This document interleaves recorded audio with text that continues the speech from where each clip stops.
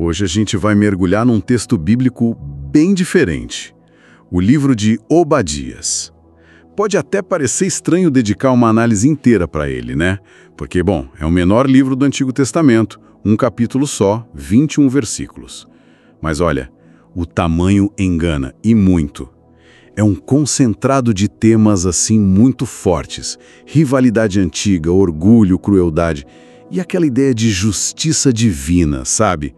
Bem intensa. Exatamente. É o 31º livro da Bíblia, né?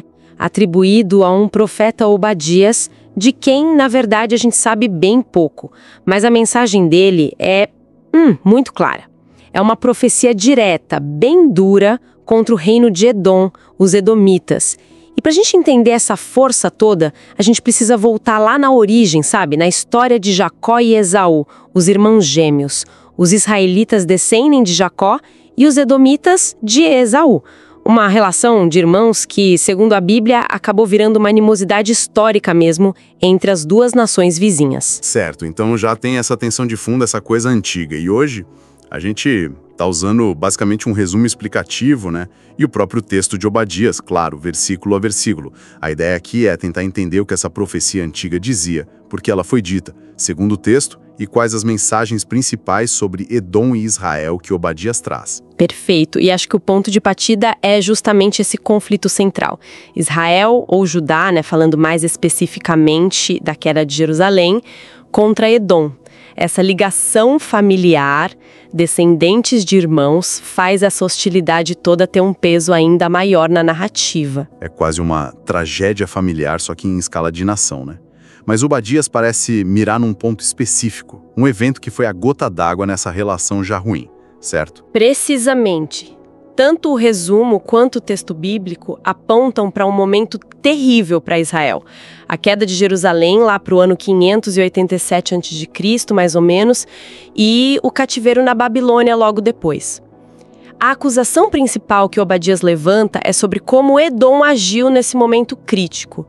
E não é só omissão, sabe? Não é só não ter ajudado os vizinhos, os parentes. O texto vai além. E o que seria pior que a omissão num cenário desses? Bom, a profecia acusa Edom de ter se alegrado com a desgraça de Judá. O resumo fala que Edom se alegrou com os problemas enfrentados por eles. O versículo 12, por exemplo, é muito direto.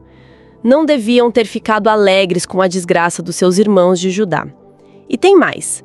Acusações de que eles participaram do saque e até de capturar quem tentava fugir. Essa postura toda é que é apresentada como a causa direta da ira divina que Obadias anuncia. É a traição bem na hora de maior fraqueza. Entendi. Pesado. Então, com esse cenário estabelecido, como é que a profecia começa no texto? Ok, vamos abrir isso aqui. O começo já impacta, né? Versículo 1. Assim diz o Senhor Deus a respeito de Edom. Ouvimos uma mensagem do Senhor, um mensageiro foi enviado às nações para dizer: levantem-se, vamos atacar Edom. É tipo uma convocação divina para as nações guerrearem contra Edom. Sim, é quase uma declaração de guerra que vem do céu. E a consequência já vem no versículo 2. Eis que te farei pequeno entre as nações, tu serás muito desprezado. Isso já introduz um tema central, que parece ser a raiz do problema, segundo Obadias, a arrogância de Edom. O versículo 3 é claro: a soberba do teu coração te enganou. A imagem que Edom tinha de si mesmo é colocada como um engano fatal. E essa imagem da arrogância é muito forte no texto, né? Fala que Edom morava nas fendas das rochas, lá no alto, se sentindo invulnerável, pensando: quem é que vai me derrubar daqui? É uma confiança na geografia, na força aparente, mas a resposta divina vem logo em seguida, demolidora, no versículo 4. Embora você suba tão alto como a águia e faça o seu ninho entre as estrelas, dali eu o derrubarei, diz o Senhor. A altura que dava orgulho vai ser o lugar da queda. E o que é fascinante aqui é a forma como o texto descreve essa queda. Não é uma derrota qualquer. O versículo 5 usa uma comparação interessante. Se ladrões normais, ou até colhedores de uva, viessem, eles sempre deixariam alguma coisa para trás, um resto. Mas a destruição de Edom, segundo a profecia, seria total. Um saque completo. O profeta até exclama: como você está destruído? Destruição completa. E parece que a humilhação não vinha só de fora, de inimigos declarados, mas também de gente próxima. De aliados, exatamente. Isso deixa a queda ainda mais amarga, né? O versículo 7 é brutal nisso. Todos os seus aliados o levarão para fora das suas fronteiras, os seus amigos o enganarão e o dominarão. Aqueles que comem com você armarão ciladas contra você. Quer dizer, aliados viram traidores, amigos tramam a ruína. A confiança que Edom tinha na sua posição, nas suas alianças, é mostrada como completamente furada. É uma dissolução total da segurança que eles achavam que tinham. Além dessa ruína física e da traição, a profecia também ataca outro ponto que talvez fosse motivo de orgulho para Edom: a sabedoria deles, a força militar. Temã, que é mencionada, era conhecida por isso, né? Sim. Temã era famosa pela sabedoria. E a profecia anuncia o fim disso também. Versículo 8. Naquele dia, diz o Senhor, não destruirei eu os sábios de Edom e o entendimento do monte de Esaú. E o 9 continua. Os seus guerreiros, ó Temã, ficarão apavorados e todos os do monte de Esaú serão exterminados pela matança. Ou seja, prevê um colapso tanto intelectual quanto militar. A nação que se achava segura, sábia, forte, seria esvaziada disso tudo. É um quadro de desolação total, realmente. Mas o texto faz questão de ligar isso tudo a um motivo específico, né? Não é algo arbitrário na narrativa. De jeito nenhum. Aqui é onde fica realmente interessante. O texto é muito, muito claro sobre o porquê desse julgamento tão severo. O versículo 10 é o ponto central da acusação. Por causa da violência feita a seu irmão Jacó, a vergonha o cobrirá, e você será exterminado para sempre. A culpa é ligada diretamente ao jeito como trataram os israelitas, chamados ali de irmão Jacó, o que lembra a origem comum e torna a ofensa ainda mais grave, né? Violência contra o irmão. E o texto chega a detalhar que violência foi essa. Sim, e de forma bem gráfica, bem específica nos versículos 11 a 14. É quase uma lista de acusações formais, sabe? Primeiro, a indiferença cúmplice. Aquele assistir passivamente enquanto o desastre acontecia com Judá. Versículo 11. No dia em que você ficou do lado oposto, quando estrangeiros levaram um exército dele cativo e estranhos entraram pelas suas portas e lançaram sorte sobre Jerusalém, você também era como um deles. Quer dizer, a omissão aqui é colocada no mesmo nível da participação ativa. Nossa, então não fazer nada já era tomar o partido do agressor, segundo a profecia. É uma acusação bem pesada. Muito pesada. E piora, depois vem a acusação do prazer na desgraça alheia, versículo 12. Você não devia ter olhado com prazer para o dia do seu irmão, o dia da sua calamidade, nem ter se alegrado sobre o povo de Judá no dia da sua ruína, nem ter falado com arrogância zombando no dia da angústia. Tem uma condenação moral muito forte aí. É uma falta de empatia gritante, né? Principalmente pensando na relação de parentesco, mesmo que distante. Exato. E a lista não para aí. Passa da satisfação para a participação ativa mesmo. Versículo 13. Você não devia ter entrado pelas portas do meu povo no dia da sua calamidade. Não devia ter olhado com prazer para o seu mal no dia da sua calamidade. Nem ter lançado mão dos seus bens no dia da sua calamidade.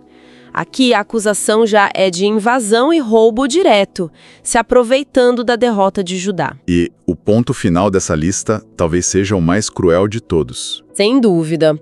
O versículo 14 descreve Edom bloqueando as rotas de fuga e entregando os sobreviventes para o inimigo.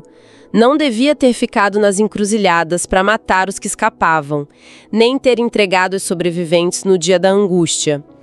Isso é o oposto completo de qualquer sombra de solidariedade ou dever fraternal. É praticamente selar o destino de quem tentava desesperadamente escapar com vida.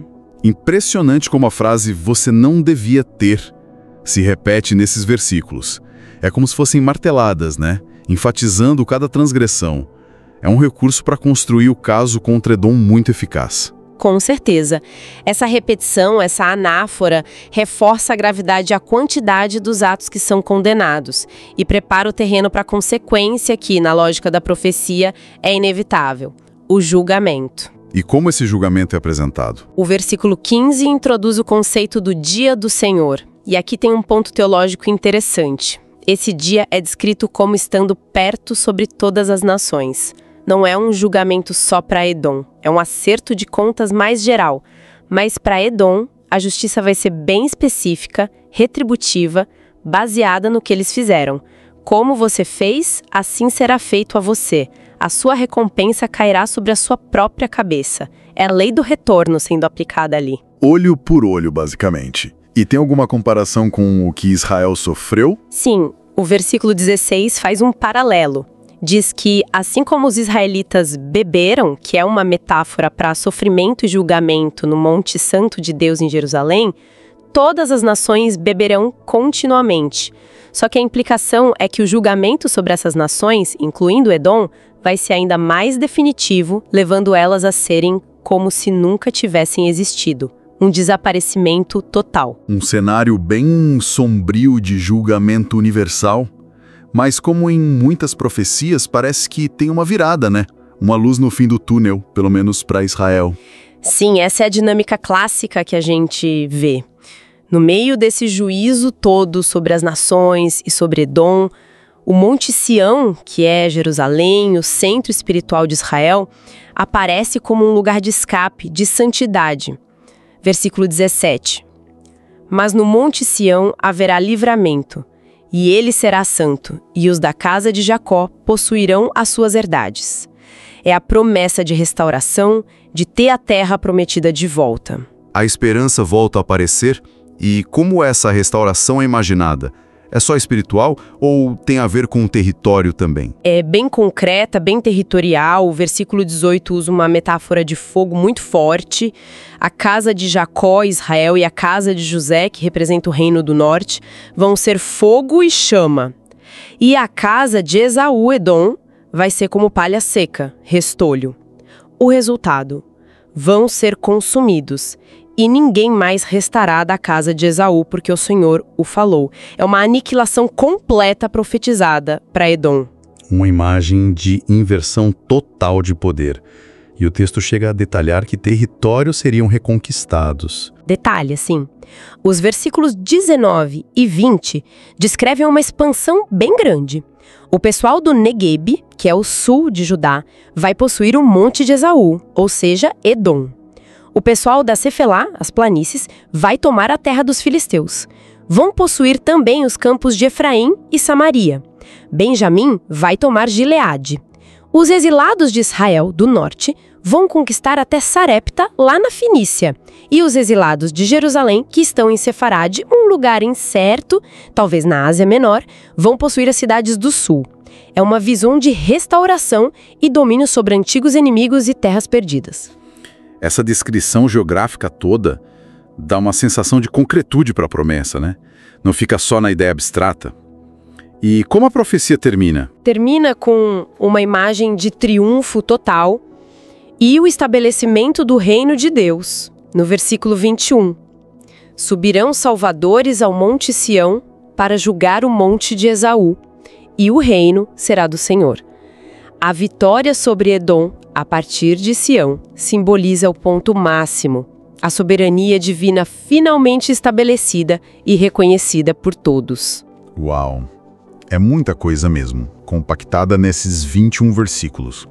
Então, voltando para a análise geral das nossas fontes, qual seria a mensagem principal que Obadias quer passar com essa história toda focada em Edom? Olha, o resumo que a gente consultou coloca bem, ao contar essa história específica do julgamento de Edom, O livro acaba sendo um argumento forte sobre a importância da compaixão, sabe, da solidariedade, da responsabilidade que um povo tem pelo outro, ainda mais quando são ligados por história ou proximidade.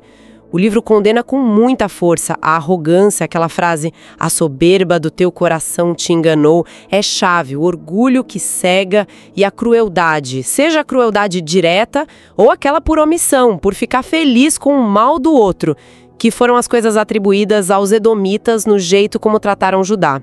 É uma lição sobre as consequências morais das ações de uma nação inteira. Então, o que tudo isso significa? Se a gente fosse resumir os pontos-chave que saíram dessa nossa conversa. Obadias, o menor livro do Antigo Testamento, mas com uma intensidade enorme. Ele foca na profecia contra Edom e liga a queda prevista deles diretamente ao orgulho e principalmente aos maus tratos contra Israel e Judá na crise da Babilônia. Tem aquela lista detalhada, né? De falhas morais, de atos hostis. Mas em contraste com isso, também anuncia a restauração futura de Israel, a vitória sobre os inimigos e, no fim das contas, a soberania de Deus sobre tudo. Exato. E se a gente conecta isso a um quadro mais amplo, os temas que Obadias levanta, do jeito que o texto apresenta, eles ecoam para além daquele contexto antigo, né? A narrativa insiste muito na ideia de que as ações têm consequências, especialmente a crueldade, a indiferença diante do sofrimento, aquele ficar do lado oposto, e a arrogância, que despreza os outros, que ignora que se depende de algo maior. E também expõe de um jeito bem cru como ressentimentos históricos, laços de irmandade que foram quebrados podem levar a comportamentos terríveis em momentos de crise. São dinâmicas humanas, dinâmicas políticas, que a gente continua vendo por aí. Isso realmente deixa a gente com o que pensar, né? Algo que talvez vá além da interpretação só religiosa ou histórica. O texto de Obadias descreve um cenário de justiça divina que é retributiva, onde o jeito como uma nação tratou a outra na hora da fraqueza determina o próprio destino dela. E, ao mesmo tempo, oferece uma visão de restauração para quem foi traído e sofreu. A questão que fica, então, é: como é que narrativas antigas como essa, que exploram de forma tão visceral esses conflitos fraternos, o orgulho nacional, a indiferença e as consequências drásticas disso tudo, podem nos ajudar a refletir sobre as responsabilidades e as dinâmicas entre diferentes grupos, comunidades ou até nações no mundo de hoje? Fica aí uma pergunta para a gente levar.